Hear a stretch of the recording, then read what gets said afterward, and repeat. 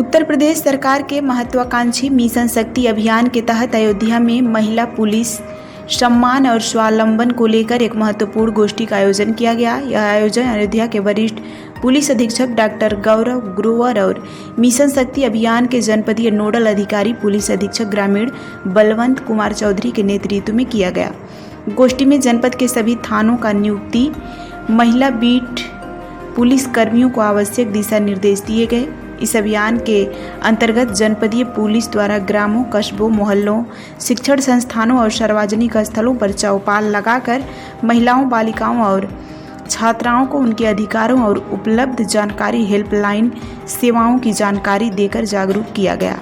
सभी थानों की एंटी रोमियो टीमों द्वारा प्रमुख बाजारों, स्कूलों, कॉलेजों और धार्मिक स्थलों पर महिला पुलिस कर्मियों की मदद से जागरूकता अभियान चलाया जा रहा है। इस दौरान वीमेन पावर लाइन 1090, पुलिस आपातकालीन सेवा 112, सीएम हेल्पलाइन 1076, स्वास्थ्य सेवा हेल्पलाइन 102, एम्बुलेंस सेवा 108, महिला हेल्पलाइन 181 और साइबर क्राइम हेल्पलाइन 1930 जैसे महत्वपूर्ण नंबरों की जानकारी दी जा रही है ताकि महिलाएं आवश्यकता पड़ने पर इन सेवाओं का लाभ उठा सकें। देखिए, जैसा कि आप अवगत हैं कि विगत कई वर्षों से उत्तर प्रदेश में शासन द्वारा प्राप्त निर्देशों के क्रम में मिशन शक्ति का अभियान महिला सुरक्षा, महिला स्वावलंबन और महिलाओं को सशक्त करने के लिए लगातार ये अभियान चलाया जाता है। इस वर्ष भी उसका जो आयोजन है वो किया जा रहा है। इस अभियान की शुरुआत जल्दी ही प्रदेश सरकार द्वारा की जाएगी। उसी के दृष्टिगत जो मुख्यालय से और शासन से प्राप्त निर्देश हैं उसके क्रम में आज यहाँ पुलिस लाइन सभागार में हमारी सभी थानों पर महिला बीट आरक्षियों के साथ एक गोष्ठी की गई है। उनके द्वारा विगत वर्षों में इस अभियान में निभाए गए योगदान और क्या क्या उनके एक्सपीरियंसेस रहे हैं उसके बारे में जानकारी की गई है। इस वर्ष इस अभियान में क्या क्या चीज़ें इंक्लूड की गई हैं और कैसे इस अभियान को सफल बनाना है उस बारे में भी चर्चा हुई है। इसके विस्तृत दिशा निर्देश शासन से प्राप्त हो रहे हैं। आने वाले दिनों में इसमें जो भी आयोजन होने हैं, जैसे जैसे डिप्लॉयमेंट होना है और जो गतिविधियां होनी है उस बारे में विस्तृत रूप से आज निर्देश दिए गए हैं। महिला सुरक्षा प्रदेश सरकार की, उत्तर प्रदेश पुलिस की और अयोध्या पुलिस की सर्वोच्च प्राथमिकता है।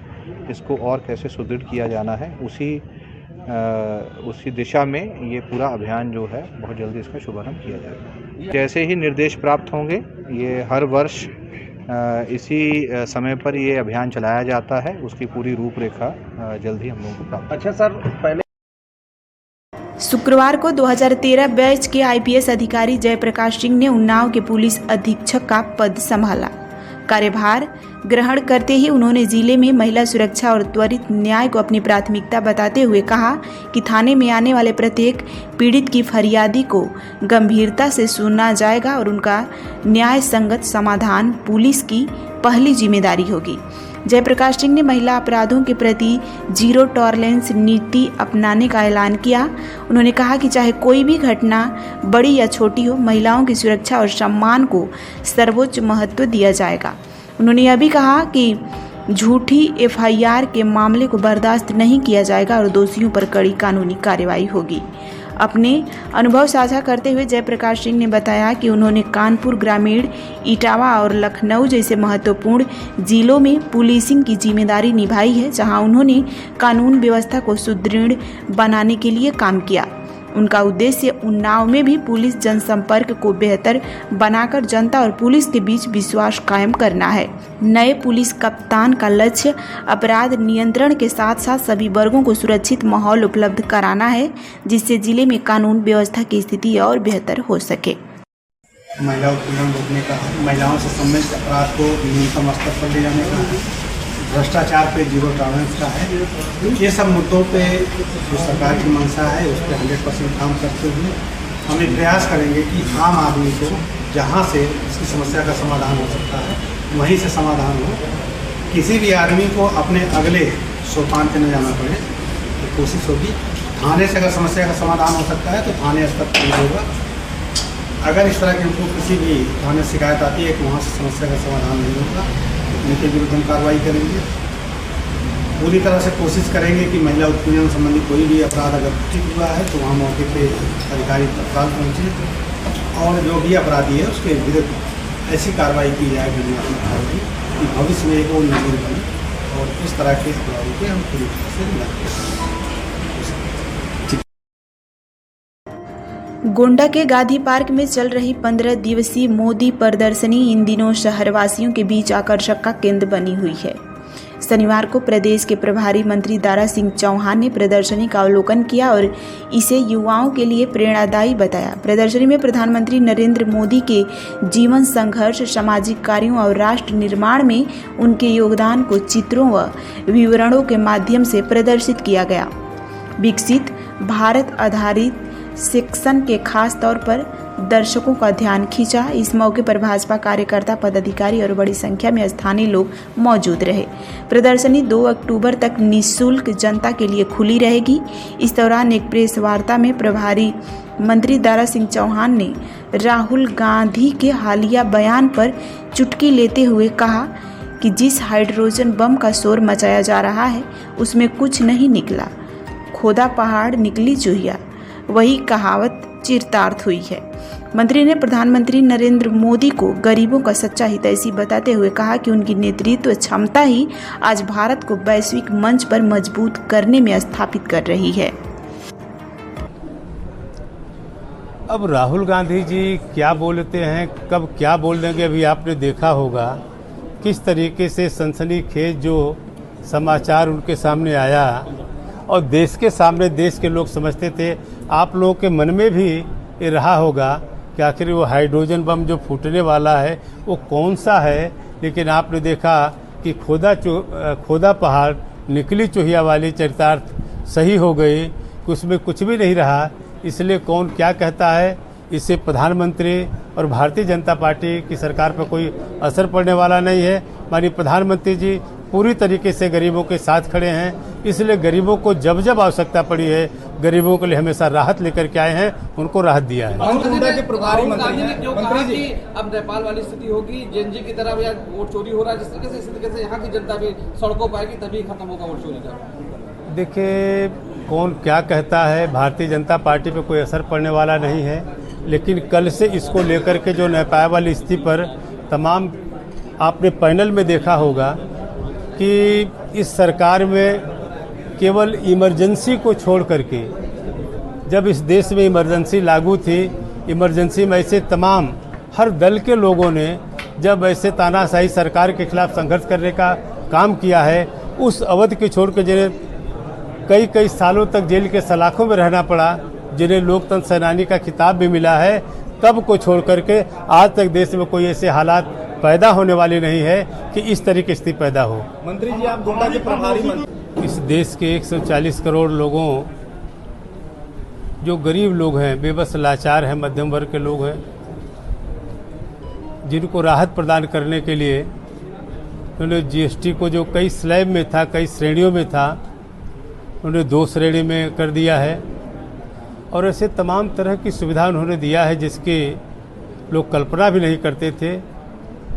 और जब से माननीय प्रधानमंत्री जी ने इसका ऐलान किया है, देश के आम जनमानस में, खास करके उत्तर प्रदेश जो देश का सबसे बड़ा प्रदेश है, पूरे प्रदेशवासियों में खुशी की लहर है। और इसमें कोई एक तबका नहीं, जो भी समाज हो, क्योंकि हमारे सरकार ने किसी जात की बुनियाद पर नहीं, किसी धर्म के बुनियाद पर नहीं, बल्कि आज़ादी के 70 साल तक जिनको इंसाफ नहीं मिल पाया, जिनको सम्मान नहीं मिल पाया, जिनको राहत नहीं मिल पाई, उन सारे लोगों को सम्मान देने का काम किया है, उनको राहत देने का काम किया है। जीएसटी के बारे में जिन्होंने 2 श्रेणी में माननीय प्रधानमंत्री ने जो बांटा है कि सारी जो पुरानी दरें थी उसे ख़त्म करके 5% और 18% की दरें जो उन्होंने बनाई है, देश की जनता को राहत दिया है। इससे पूरी तरीके से आम गरीब को पूरी राहत मिलेगी। और मैं सरकार तौकीर रजादेश से लोगों का अच्छा इलाज कब करेगी? नहीं ये बताइए, देश के वाहिद प्रधानमंत्री माननीय नरेंद्र मोदी जी हैं, जो दुनिया के किसी मुल्क में जाते हैं या देश में जाते हैं तो उन्होंने हमेशा कहा कि यह सम्मान जो है 140 करोड़ जनता का है। यह काम जो है 140 करोड़ जनता का है, कहीं न हिंदू है, न कहीं मुसलमान है, न कहीं बंटवारा है। इसलिए जो इस तरीके का बयान देते हैं निश्चित रूप से निराधार है। मानने चाहिए एक बच्चे की मौत पर आप लोग चले आए हैं यहाँ पर, क्या कहेंगे, क्या कार्रवाई आपके द्वारा की जाएगी ऐसे बयान? मैंने कोई भी भारतीय जनता पार्टी की सरकार में, आदरणीय योगी आदित्यनाथ जी की सरकार में किसी भी अधिकारी की ये हिमाकत नहीं है, किसी की हिम्मत नहीं है कि इस तरीके के घिनौने अपराध पर या इस तरीके की घटना पर इस तरीके का बयान दे। अगर इस तरीके का कोई दुस्साहस करता है तो उत्तर प्रदेश के गोंडा जिला में एक दिल दहला देने वाला मामला सामने आया, जहां एक लव स्टोरी ने ट्रेजेडी का रूप ले लिया। थाना कटरा बाजार क्षेत्र के भदैया जोगियापुर गांव में रविवार को 17 वर्षीय किशोर अर्जुन पांडे का शव गांव के करीब 500 मीटर दूरी पर बाग में संदिग्ध परिस्थितियों में पेड़ के नीचे पड़ा मिला, जिससे पूरे गांव में सनसनी फैल गई। मृतक की पहचान अर्जुन पांडे पुत्र तिलक राम पांडे के रूप में हुई है। परिजनों ने हत्या की आशंका जताई है और आरोप गांव की ही एक लड़की पर लगाया गया है, जिसके साथ अर्जुन का करीब 1 साल से प्रेम प्रसंग चल रहा था। बताया जा रहा है कि हाल ही में लड़की की शादी कहीं और तय हो गई थी, जिससे दोनों के बीच विवाद चल रहा था। घटनास्थल से अर्जुन का मोबाइल फ़ोन बरामद हुआ है, जिससे पुलिस ने कब्जे में लेकर जांच शुरू कर दी है। पुलिस ने लड़की समेत कई लोगों से पूछताछ की है। दादा परिचय दे बताएं, कौन सा गांव है और क्या घटना घटी है? जोगईपुरवा मौजा भदैया जोगईपुरवा। क्या नाम है आपका? तिलक राम पांडे। क्या आपके यहाँ घटना घटी है? हम यहाँ घर पे नहीं रहे, हम मिर्जापुर रहे, आज जने गए थे। उससे कहा कि हमको साइकिल बैठा करके ले चलो, तो वो कहे कि हम मूर्ति वहाँ आने का है, वहाँ साफ़ करने जा रहे हैं। वहाँ साफ़ करने गया, हम तो साइकिल उठाया चला गया। जब वहाँ से आया तब उसका देखा मृत्यु। क्या लग रहा है आपका? हमें लग रहा है कि वो मारा गया। क्या नाम था आपके लड़के का? अर्जुन। क्या उम्र रही होगी? 16 से 17। 16 साल का पूर्ण हो गया रहा, 17वां साल लगा। कैसे आपको जानकारी मिली है घटना? ये घटना जब हम वहाँ से आए हैं, तब यहाँ घर जब पहुँचे हैं, तब हमको घटना के पता चला। क्या सुने आप, क्या जाने? तब ये हमने सुना कि वो फांसी लगा लिया। मगर शव कहाँ पड़ा था? है उसका शव कहाँ पड़ा था? कहाँ? उसका शरीर कहाँ पे, जब वो फांसी? शरीर उसका सागौन में पड़ा था। सागौन के बाग में? मतलब जमीन पे पड़ा था कि कहीं? नहीं, ऊपर नहीं, जमीन में वो जैसे लटाया रहा। अच्छा, उसके पास से कुछ और चीज मिला है? और उसके पास कुछ रकम रहा, वो नहीं मिला। घड़ी रही, वो नहीं मिला। और मोबाइल बरामद किया था। मोबाइल किसके पास? किसके पास था वो मोबाइल? राजपति के पास रही, वो राजपति दिया। राजपति ये कौन है? ये शिव कुमार का लड़की है। अच्छा, तो आपका लड़का और उससे मतलब कोई संपर्क था, कोई बातचीत करता था फोन उनसे? ये हमको नहीं पता है। हाँ। फोन तो सब लोग करते हैं। हाँ। अब वो क्या चाहते हैं आप? फोन क्या चाहते हैं आप? अब हमें क्या चाहते हैं, हम थाने गए थे तो कहीं वहाँ से रिपोर्ट आ जाए पोस्टमार्टम का, तब हम उसका कार्रवाई करें।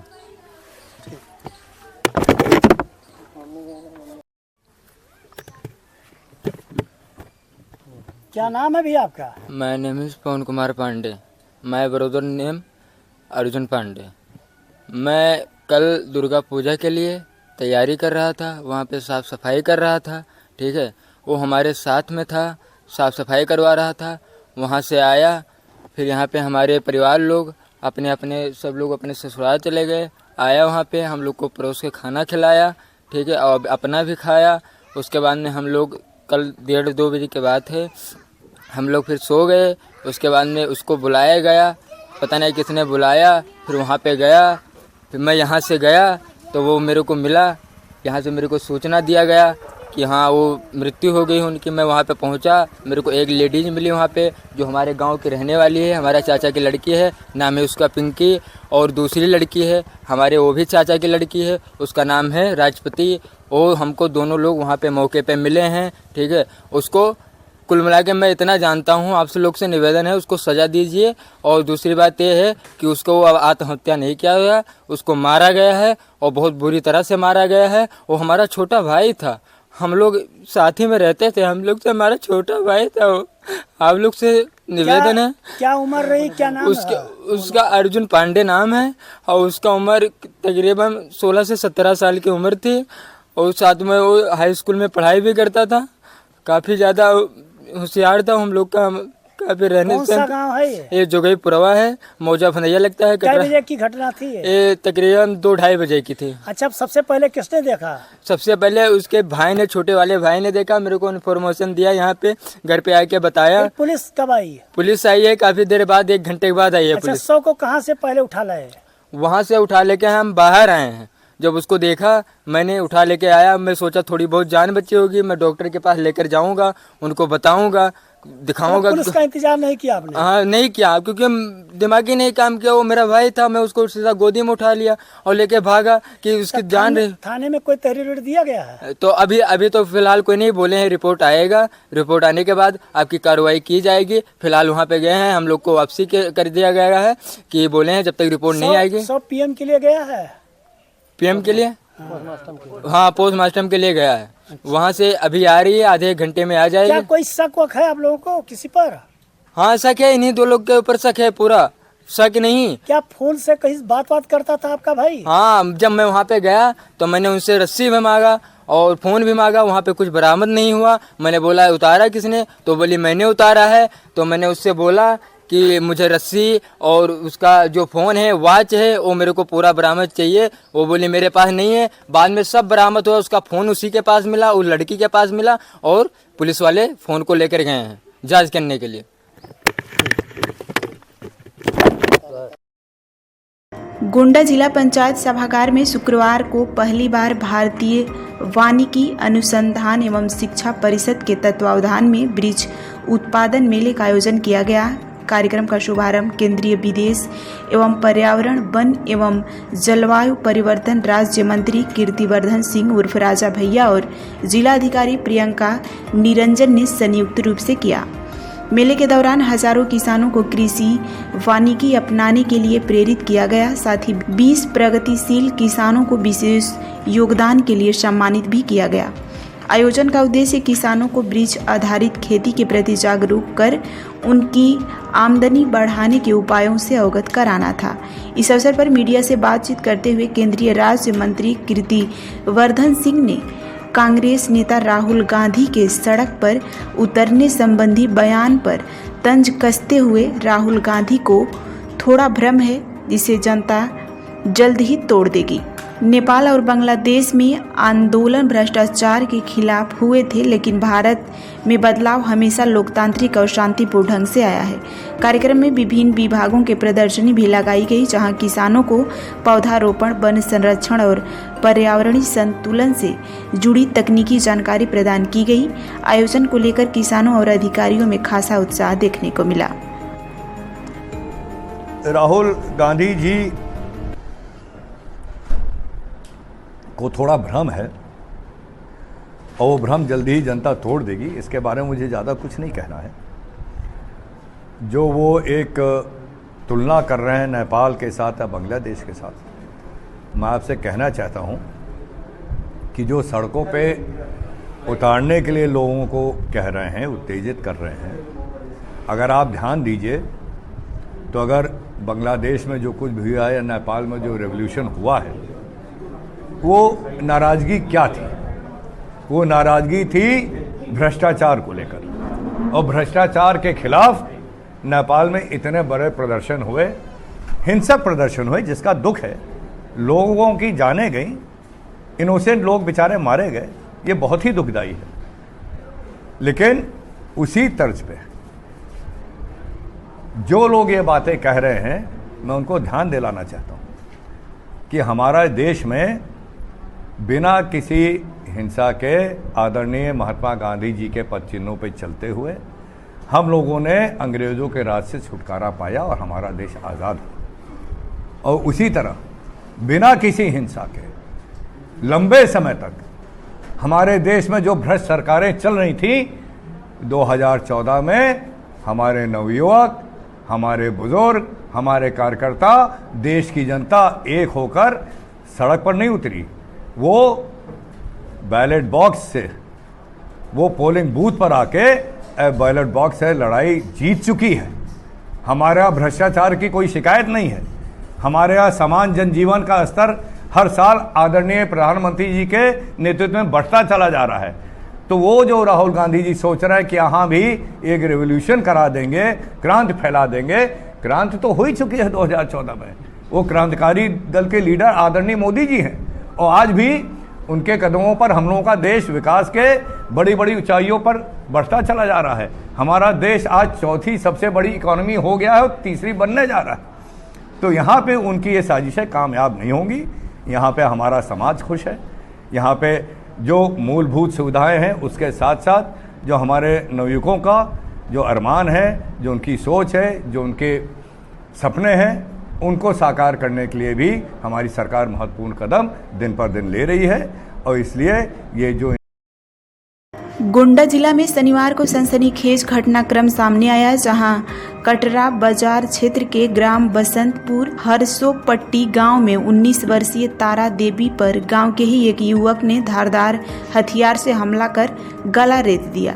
गंभीर रूप से घायल युवती को आनन फानन में एम्बुलेंस से गोंडा मेडिकल अस्पताल पहुंचाया गया, जहां डॉक्टरों की टीम ने उनकी जान बचाने में जुटी है। घटना की सूचना मिलते ही अपर पुलिस अधीक्षक पश्चिम राधे श्याम राय मौके पर पहुंचे और पीड़िता की हाल जाना। पीड़िता के रिश्तेदार जय कुमार सिंह ने बताया कि हमारी साली तारा देवी पर गांव के ही सनकी युवक ने उन पर गंभीर रूप से हमला कर घायल कर दिया। वहीं मेडिकल कॉलेज में अधीक्षक ने बताया कि घायल युवती की हालत नाजुक है, लेकिन इलाज जारी है। घटना के बाद पुलिस ने त्वरित मुकदमा दर्ज कर आरोपी की तलाश तेज कर दी है। थाना कौड़िया पुलिस और एसओजी सर्विलांस टीम ने संयुक्त अभियान चलाकर आरोपी जितेंद्र कौरी को नयन कटौली इलाके से घेर लिया। इस दौरान आरोपी ने पुलिस पर फायरिंग कर दी। जवाबी कार्रवाई में पुलिस की गोली उसके पैर में लगी है और वह घायल हो गया। थाना 6 से गोंडा मेडिकल कॉलेज आपके यहाँ अभी कोई महिला आई है, क्या है मामला, क्या कंडीशन? वो 19 साल की महिला है, इमरजेंसी में लाई गई थी। तो उनका एक सुपरफिशियल इंजरी है, टाँके लगाए गए हैं, मरीज स्टेबल है, महिला वार्ड में, महिला सर्जिकल वार्ड में भर्ती है। पुलिस इन्फॉर्मेशन हो रखा है, पुलिस इंक्वायरी अपना चल रहा होगा कैसे क्या हुआ है, और मेडिकली स्टेबल है पेशेंट। क्या वैसे जानकारी में आया है क्या लगा है, कहाँ पर घाव है?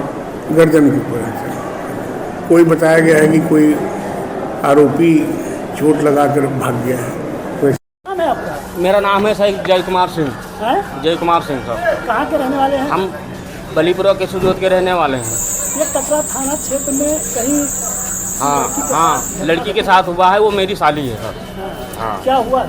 ये दुर्घटना हुआ है सुबह 8:30 पौने 9 बजे के बीच है। उसके पापा ने सब्जी लेके आए थे सर, दिए थे बनाने के लिए, तो दे के सब्जी चले गए खेत को। ये पीछे से आया, गला काट के लूटने के चक्कर में था। घर में कोई नहीं थी, इसकी भाभी थी, वो अपने मैके में थी।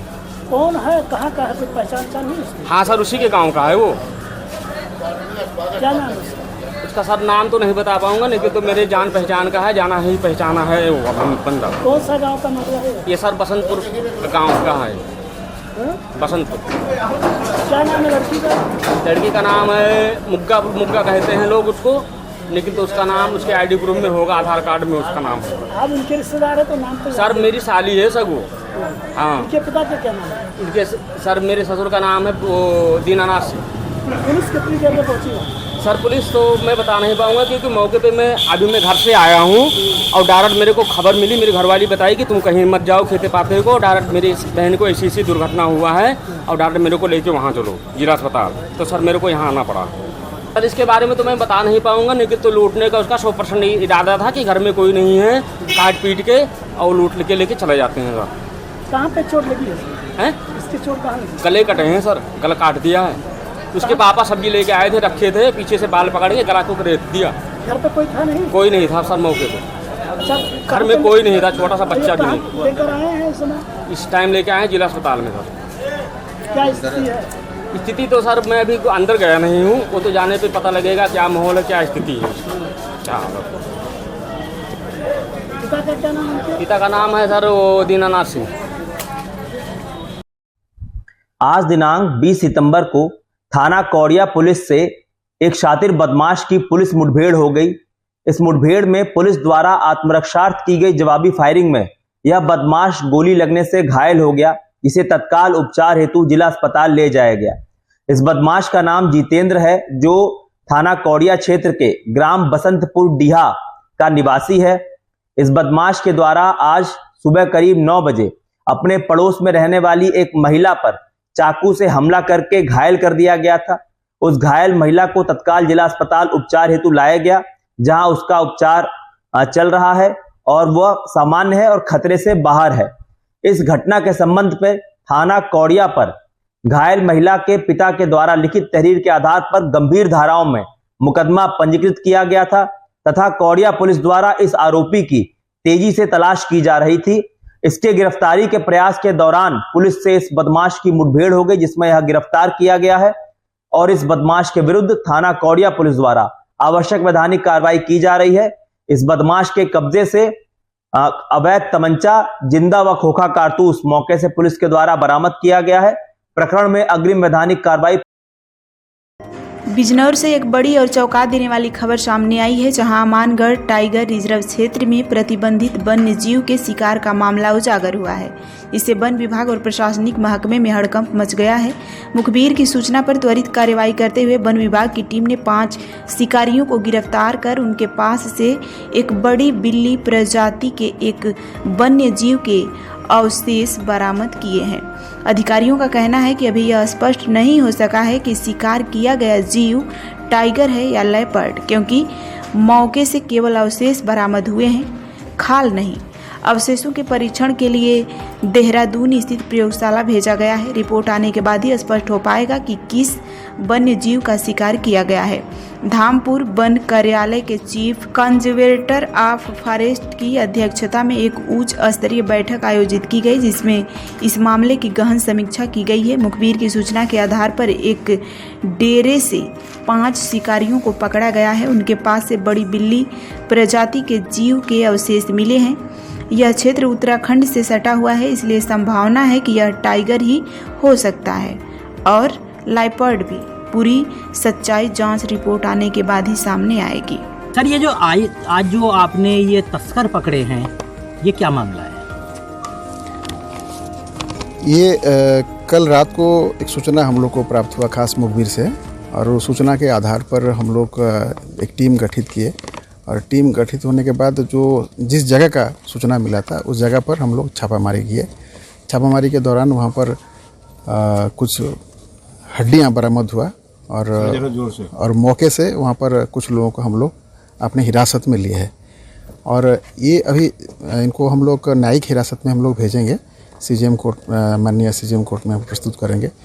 इसके बाद जो जांच अधिकारी नियुक्त करेंगे इसका जांच हम लोग शुरू करेंगे और जो बरामद हुआ है हड्डियाँ उसका फोरेंसिक टेस्ट के लिए हम लोग जो आपका wild life institute of India Dehradun जो उसके लिए ऑथराइज्ड है उसको हम लोग भेजेंगे। हड्डियाँ किस जीव की हड्डियाँ? ये जो हड्डियाँ को हम लोग देखे हैं ये कोई बड़े बिल्ली प्रजाति का है, क्योंकि हड्डी है, खाल नहीं है। अगर खाल होता तो उसमें धारी होता तो टाइगर कह सकते थे, फूल चकोतरा होता तो उसको लेपर्ड, जैसे आप लोग बिजनौर में भी लेपर्ड का समस्या चल रहा है। तो ये हड्डी से क्लियर करना मुश्किल है।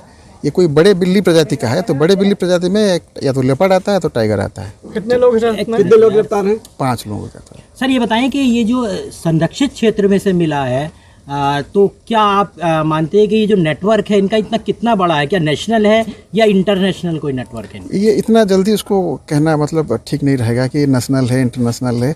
कुछ गिरोह सक्रिय है, उसके वजह से रेड अलर्ट भी जारी हुआ है पूरा देश में। जहाँ जहाँ पर टाइगर स्टेट से हमारा वहाँ पर रेड अलर्ट जारी हुआ है और सतर्क है हम लोग। घटना कुछ भी हो सकता है। वहाँ से उत्तरांचल बॉर्डर 1 किलोमीटर दूरी पर है और बगल में आपका करवे टाइगर रिजर्व है जहाँ पर टाइगर बहुतायत में है और लेपर्ड का एरिया है। गन्ने के खेत में आप लोग देख ही रहे, कल रात को ही हम लोग 2 लेपर्ड पकड़े हैं। तो उसमें अभी नेशनल इंटरनेशनल लिंकेज क्या है उसका बैकवर्ड फॉरवर्ड जो हम लोग उसको चेक करवा रहे हैं। सर, क्या मान रहे हैं कि इसमें वन विभाग की कोई लापरवाही है और अगर है तो आप क्या कार्रवाई कर रहे हैं? फिलहाल तो हम लोग को अभी मुजरिम को न्यायिक हिरासत में भेजना है और सारे गुत्थी जो है उसको सुलझाने के लिए एक एक कड़ी को हम लोग जोड़ रहे हैं और फिर हम आप लोग को बताएंगे जैसे जैसे जांच आगे बढ़ता जाएगा हम ब्रीफ करेंगे। अच्छा, रामानगढ़ रेंज में कितने टाइगर हैं आपके? कितने टाइगर है डीएफओ साहब? 32।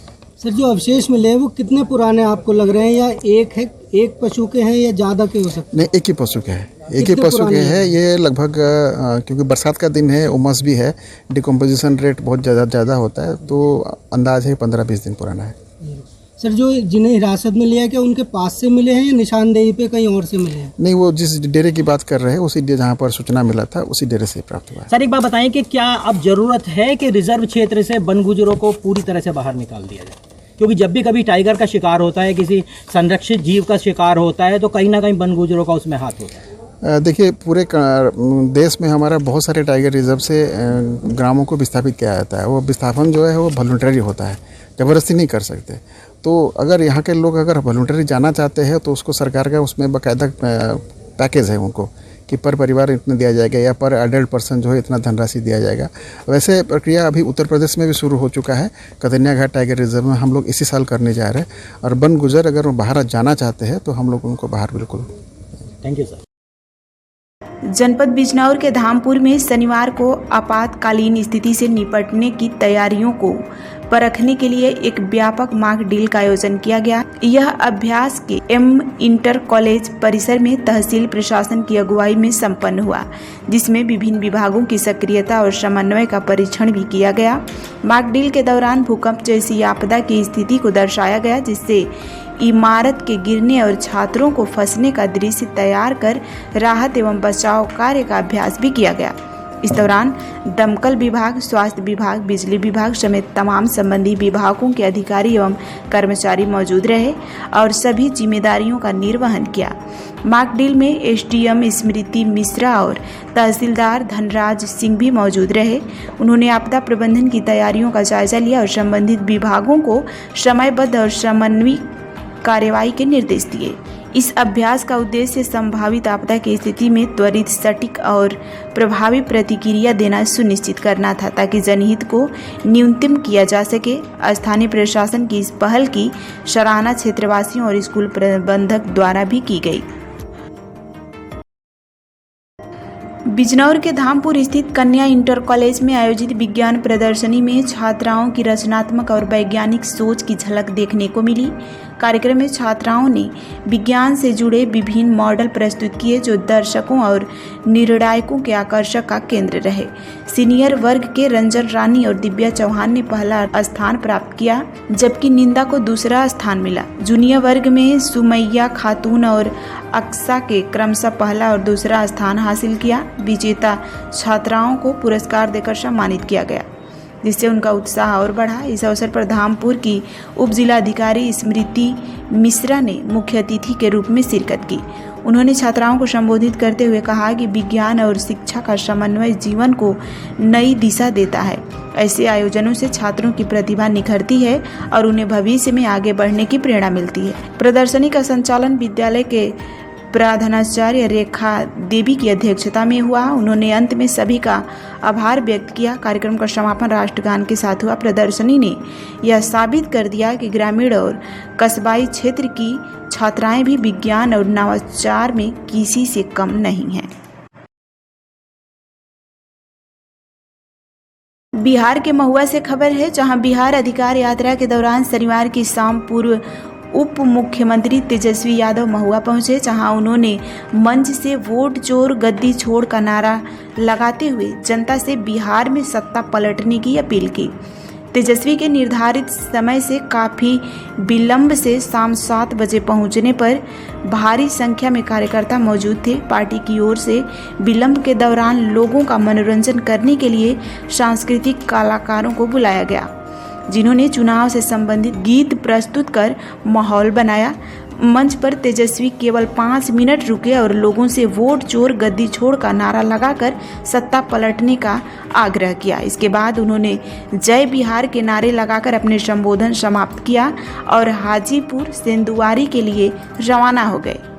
उन्होंने मंच से किसी भी पार्टी या नेता का नाम लेने से बचा। कार्यक्रम में स्थानीय विधायक डॉक्टर मुकेश रोशन के साथ पार्टी के कई नेता और कार्यकर्ता उपस्थित रहे। स्वागत में बड़े झंडे, बैंड और ऑर्केस्ट्रा ट्रॉली भी लगाए गए थे, जिससे माहौल खासा उत्साहपूर्ण रहा। उन्नाव के बांगरमऊ से खबर है, जहां अचलगंज थाना क्षेत्र की रहने वाली मालती सिंह ने मकान मालिक सोनू पर धोखाधड़ी और सामान चोरी का आरोप लगाते हुए एसपी कार्यालय पहुंचकर न्याय की मांग की है। मालती सिंह ने एसपी को पत्र सौंपा है, जिसमें उन्होंने मकान मालिक सोनू के खिलाफ कड़ी कानूनी कार्रवाई की मांग की है। पीड़िता का आरोप है कि मकान मालिक ने उसके साथ धोखाधड़ी की और उनकी कीमती सामान चोरी कर लिया। बावजूद इसके थाने में उनकी शिकायत पर कोई कार्रवाई नहीं हो रही। शिकायत की अनदेखी से परेशान होकर मालती सिंह ने उच्च अधिकारियों से हस्तक्षेप की गुहार लगाई। पुलिस ने बताया कि मामले की जांच प्रगति पर है और जल्द ही आवश्यक कार्रवाई की जाएगी। मालती सिंह को उम्मीद है कि पुलिस उनकी शिकायत पर उचित कदम उठाएगी और उनका सामान वापस दिलाएगी। अब देखना यह होगा कि क्या प्रशासन इस मामले में न्याय दिलाने में सफल होता है या नहीं। मालती सिंह। कहाँ से आई हैं? सिंघा खेड़ा से। क्या मामला था? मामला ये सर था कि हम बाढ़ के कारण पंजाब से यहाँ वापस आए। सोनू सिंह के यहाँ मैं सामान रखी थी 5 साल से। उसका किराया मैं ऑनलाइन से बराबर भेजती रही हूँ। कुछ प्रॉब्लम आने के कारण हमारा ताला तोड़ करके उन्होंने चोरी कर लिया। उसमें 7 थान मेरा जेवर था, सारी गिरस्ती थी, कुछ नहीं वापस किए। मैं आज 1 हफ्ता से रोड लगा रही हूँ थाने से, मेरी सुनवाई नहीं हो रही। दरोगा हमको वहाँ से खेत दिए हैं। कौन थाने गए? अचलगंज थाना। कौन सुनवाई नहीं कर रहा है? दरोगा जी नहीं थाना, ना बड़े सर मेरी वो सुनवाई कर रहे हैं, ना छोटे सर कर रहे हैं, कोई नहीं कर रहा। मैं 8 दिन से दौड़ रही हूँ। कब गई थी आप? अभी कल भी गई थी, परसों भी गई। लगातार मैं रोड लगा रही हूँ थाने की, कोई सुनवाई नहीं। सुबह जाती हूँ, शाम को 6 बजे थाने से निकल के आती हूँ, कोई सुनवाई नहीं हो रही। सर क्या कहा? वो यही बोले कि आप जाओ, कोई न्याय नहीं है हमारे पास, जो मर्जी हो वो करो। कप्तान ऑफिस आई हैं तो यहाँ कप्तान साहब से मुलाकात यहाँ हुई? कप्तान सर नहीं मिले थे सर। अच्छा। हाँ, कप्तान सर नहीं मिले थे। क्या एप्लीकेशन दे के मैं वापस चली गई थी। चाहती हैं आप? हमको न्याय मिलना चाहिए सर, कि हमको न्याय मिलना चाहिए। मेरे छोटे छोटे बच्चे मर जाएंगे भूखे। कहा गया क्या आपके थाने में कोई सुनवाई नहीं हो रही? मेरे थाने में कोई सुनवाई नहीं हो रही। कह रहे क्या मैं क्या करूँ? क्या मेरे से पूछ के रखा था? इस तरीके मेरे से उल्टा बात कर रहे हैं। कह रहे जाइए आप घर जाइए, कोई न्याय नहीं। क्या नाम है? कौन है? सोनू रहदास है। कहाँ रहते हैं? वो यहाँ दरोगाबाद सिविल लाइन में रहते हैं।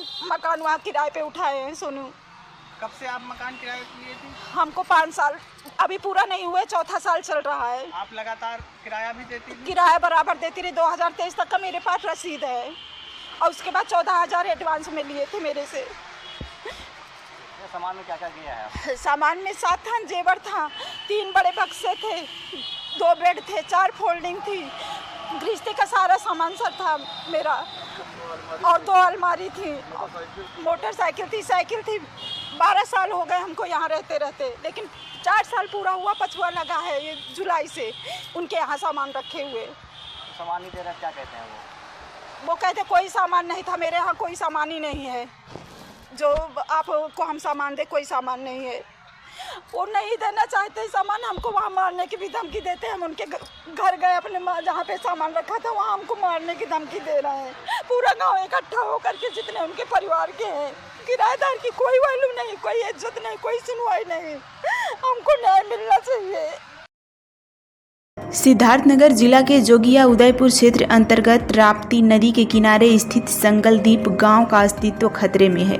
यह गांव आज़ादी से पहले ही नदी की धारा के चलते कटाव का शिकार होता आ रहा है। अब तक गांव में कई परिवार अपना आशियाना 6 से 7 बार खो चुके हैं। यह त्रासदी अभी भी जारी है। जुलाई माह में राप्ती नदी में गांव के निवासी केशव, कन्हैया और श्याम सुंदर के घरों को पूरी तरह निगल लिया, लेकिन आज तक उन्हें प्रशासन से मुआवजा नहीं मिल सका। अब नरपत, सूरज, ओम प्रकाश, राधेश्याम, रामशरण और सुदामा जैसे ग्रामीणों के घर पर भी खतरा मंडरा रहा है। नदी किसी भी वक्त उन्हें निगल सकती है। गांव के अस्तित्व पर मंडरा रहे खतरे की सूचना पर जिलाधिकारी राजा गणपति आर ने क्षेत्र का दौरा किया। हालांकि स्थिति की गंभीरता के चलते वे संगलदीप गांव तक नहीं पहुंच सके और सीमावर्ती गांव पंचायत अमरिया में रुककर ग्रामीणों से संवाद किया। उन्होंने स्थिति का जायजा लेकर राहत किट उपलब्ध कराने और कटान रोकने के लिए अपर जिलाधिकारी के नेतृत्व में एक विशेष टीम गठित करने के निर्देश दिए। ग्रामीणों को उम्मीद है कि यह टीम संगलदीप के लिए वरदान साबित हो सकती है, लेकिन अभी भी निगाहें सबकी टिकी हैं कि प्रशासन और शासन की ओर से वाकई इस दिशा में कोई ठोस कदम उठाया जाएगा या नहीं। जैसे आपके घर एकदम नदी सट गई है, तो कैसा लग रहा है कि कहाँ आप लोग जा रहे हैं? मतलब अभी तो दिख रहा है कि झोपड़ी उपड़ी बनाई है इसे, तो कहाँ आप लोग रह रही हैं? कहाँ यही रहल जाता है सर, और कहाँ जाइल जाता है? मान लो गिर जाएगी घर तब जाए तो क्या घर जा गुजारा करल जाए। अच्छा, कहीं तलाश वलाश ली है कि जहाँ गिरेगा तो हम जाके किसी घर की बातचीत कुछ की है? किसी किसके घर जाने के लिए बातचीत की है? मान लीजिए अपने बहन के। अच्छा, आपकी बहन भी यहाँ इसी गांव में रहती? बगल में बाती। अच्छा, तो यहाँ से जब मान लो गिर जाएगा तो आप घर जाएगा, बातचीत कर ली है। कितने परिवार हैं आप लोग? 8 लोग हैं। अच्छा, ये जानवर के लिए आप चारा पानी कहाँ से ला रही हैं? कैसे? ऐसा भीज उज के पानी में से भैया लावल जाता है। अब भूसा उसा मतलब क्या स्थिति है? भूसा उसा ही धाइल बदू से घर आने गई है। अच्छा, भूसा है मतलब पर्याप्त है खिलाने भर का? नहीं बा भूसा। बाढ़ भी आ गया है आपके गांव में? फसल वसल की क्या स्थिति है? फसल वसल जन भाइल बा कुल बुड़ल बा पानी में। अच्छा, पानी में सब संभावनाई बा कि हो जाई। अच्छा, हो को उम्मीद नहीं है? क्या नाम है चाचा अपन? राधेश्याम। पिताजी का नाम है? रमेश सर। अच्छा, गांव कौन सा है? संगलदीप। ये देखा जा रहा है कि राप्ती आपके घर के करीब पहुंच चुकी है, तो कैसा आप महसूस कर रहे हैं? क्या लग रहा है? बहुत भयानक लग रहा है, डर लगता है यहाँ आने जाने में। अच्छा, हाँ। तो कोई सरकारी कोई तंत्र आया आपके पास आपका हाल चाल लेने? हाँ, लेखपाल साहब आए थे। अच्छा, फोटो खींच के ले गए हैं। तो क्या आश्वासन दिए कि क्या कुछ आपको जैसे कुछ सरकारी सहायता के बारे में कुछ बताया कि मिलेगा कि नहीं मिलेगा? नहीं, वो अभी नहीं बताए। अभी वो फोटो खींच के ले गए हैं। अभी फिर जब गिरेगा तब उसके बाद फिर फोटो हो सकता है आए खींचेंगे। अच्छा अच्छा। अच्छा, ये नदी कितने दिनों से आपके यहाँ काट रही है? नदी तो ऐसे हम बहुत 15-16 साल की उम्र रही होगी तभी से कटाई हो रही है, 84-85 से। अच्छा, 84-85 से काट रही है? हाँ, काट रही है। तो अच्छा, मान लीजिए आपका जो मकान, ऐसे कितने मकान आपकी नदी खा गई? आपकी चौथा मकान। ये आपकी चौथा मकान नदी आपका खाने जा रही है? हाँ। तो क्या कुछ इसके पहले कुछ मिल पा रहा था? नहीं, उसके पहले वही थोड़ा मुआवजा, बहुत पहले जब 84-85 में गिरा था, बहुत पहले थोड़ा मुआवजा मिला था, जब आवास भी नहीं था तब। हाँ हाँ। और इसके 11 या 12 ऐसे कोई सन में गिरा था तब कुछ भी नहीं मिला था।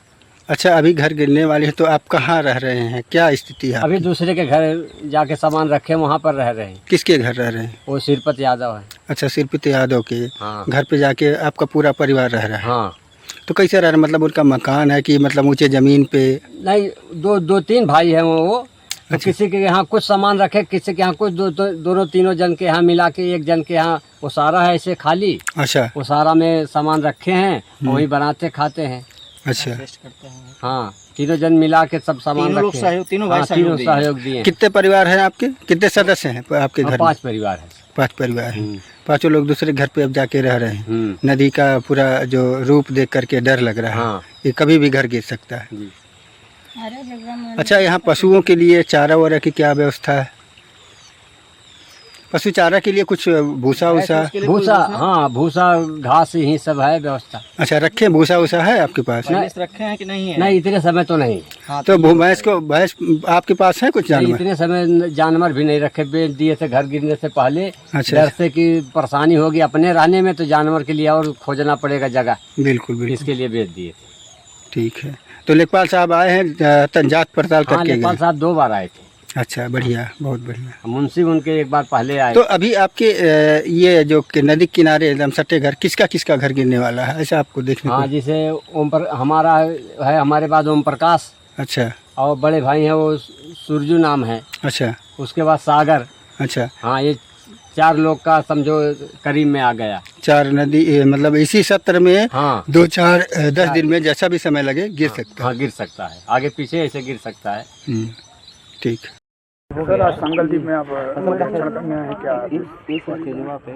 देखिए, जो लगातार जनपद में 2-3 दिन से बारिश हो रही है और संगलदीप ये गांव है जो नौगढ़ तहसील में पड़ती है, इसका चारों तरफ पानी से घेर लिया गया है। इसको देखने के लिए आया हूँ और गांव वाला से भी बात किया और मोटर बोट और नाव का उपलब्ध करा दिया गया है और साथ में रेशन किट को उपलब्ध करने के लिए भी एसडीएम साहब को निर्देशित किया गया और एक 17 करोड़ का एक तटबंध का प्रोजेक्ट संसिद्धि करके शासन को भेज दिया गया, उसको भी प्रयास किया जाएगा। और ये इसके अतिरिक्त एडीएम साहब का अध्यक्षता में एक टीम गठित करने के लिए निर्देशित किया गया है। वो टीम गठित करके गाँव का बचाव का संबंध में मतलब रिपोर्ट देंगे, उसका आधार पर आवश्यक कार्रवाई की जाएगी।